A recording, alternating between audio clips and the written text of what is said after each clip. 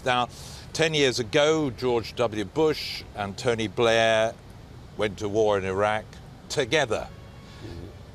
This time round, David Cameron and Barack Obama do not appear to get it together over this. How badly damaging is that for the president? Well, I think it was very damaging, and it was a huge strategic blunder on the president's part to let Cameron go to the parliament for a vote before the United States Congress acted. He should have told Cameron, wait until we act. Better for you to follow than for you to try and get out there in front. And then when the vote failed, for the president to go to the American newspapers and allow his staff to depict him as being annoyed with Cameron and say that he felt Cameron had mishandled the vote, this is debilitating in this town where they see how he treats our greatest ally, and it certainly reverberated badly in foreign capitals. And we find ourselves, it's one of many mistakes that the president has made that bring him to this moment where an action that I personally believe we ought to take is unlikely to be authorized by the Congress. What's the dilemma for those on the Hill? I mean, is it just the moral dilemma of whether it's the right thing to do, or are there much bigger domestic issues weighing on them as well? Well, the domestic issues don't weigh, but there are two baskets here. One is a set of issues.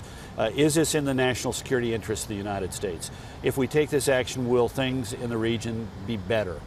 Do we have a strategic plan that is going to bend the arc of activity and actions in the region towards more stable regional interests of the United States?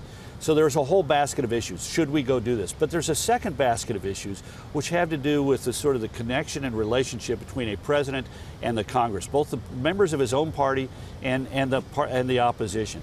And the president here has an enormous problem. With the Republicans, they simply don't trust him. I've been astonished talking to Republicans who should be supportive of this effort, how to them it boils down to they simply don't trust him. He's done nothing in the last 5 years to even create an aura of respect. They think that he misses no opportunity to treat them badly for political reasons, and as a result they don't trust him. But so does he have problems with his own party. They feel they have no connection with him.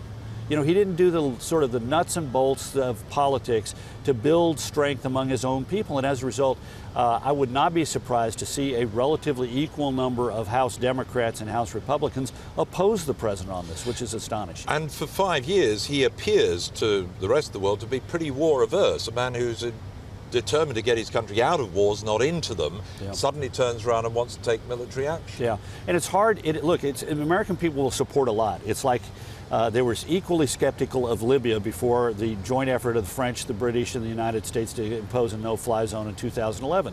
36% supported action. After the action was taken, support rose and approval rose to into the 60s. So same thing would happen here. But you're right, this president has spent the last 5 years saying my job, as he said last week, is to end wars, not to begin wars. And he can't bring himself to say those things that cause people to be supportive of military action. Here's what we're attempting to achieve. Here's the definition of success. I'm willing to use the word victory. I'm doing this because of America's interest, and I'm going to explain it to you in a compelling way. When was the last time the president talked about Afghanistan to the American people? I can't remember. When was the last time that the president talked to the American people about Iraq before we ended our role there? I can't tell you, except the day that he declared the role was over.